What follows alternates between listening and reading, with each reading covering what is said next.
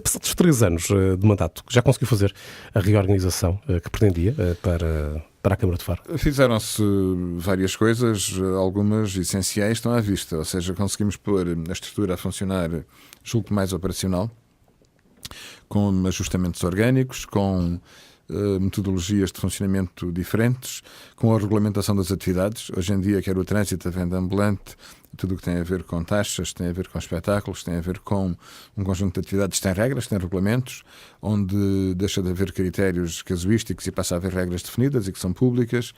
Por outro lado, enfim, embora não fosse essa a nossa missão principal, mas por contratos que terminaram, por pessoas que se reformaram, a máquina da Câmara reduziu-se consideravelmente, em 200 e muitos colaboradores. Alguns têm imensa pena, porque eram pessoas extremamente úteis e por contratos que não se puderam renovar legalmente, perdemos esses colaboradores, mas muitos outros, por circunstâncias várias, transferências, reformas, etc., foram saindo e, portanto, a máquina tornou-se mais leve, mais operacional, e isso julgo que traz vantagens para todos. Por outro lado, introduziu-se uma disciplina financeira considerável, mesmo neste tempo de dificuldades, nós estamos a reduzir a dívida, porque nos anos em que havia aumento de receita, a dívida crescia ainda mais.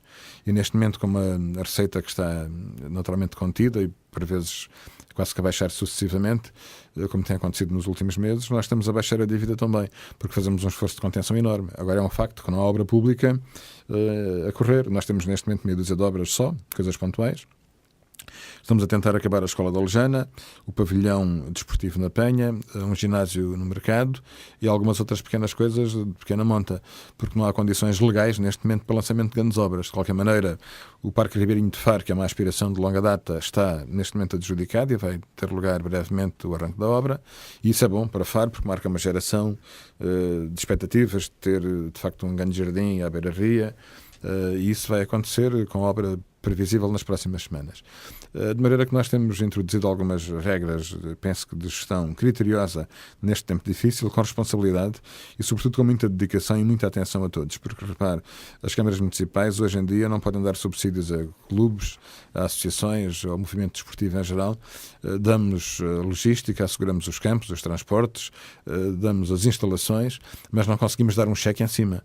E eu vejo com, naturalmente, muito gosto a dedicação de pais, dirigentes, que conseguem manter os miúdos em grande quantidade em competição de qualidade, feito com recursos próprios, em que nós apenas colocamos as instalações, a logística, os transportes, e este é um sinal de muito boa vontade de muita gente. Conseguimos, naturalmente, esses resultados com a compreensão de todos, em que neste momento a Câmara tem francas e difíceis condições, mas apesar disso, com as possibilidades que tem, com a boa vontade de todos, vamos fazendo alguma coisa.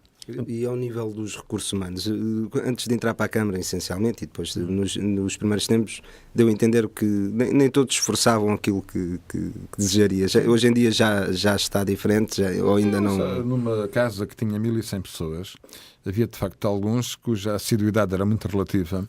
Alguns até tinham retribuições sem que a gente lhe conhecesse o horário de trabalho. Outros ocupavam-se bastante de alguns aspectos de reflexão em espaços públicos, em vez de estarem no posto de trabalho respectivo. Isso eram coisas que eram visíveis, portanto, não é a minha opinião, isso toda a gente sabia que era assim. E hoje isso não se vê, portanto, as pessoas têm um sentido de responsabilidade diferente, perceberam que ter um posto de trabalho implica responsabilidade, implica dedicação, todos são tratados com cortesia, com simpatia, mas cada qual, obviamente, tem que desempenhar a sua função.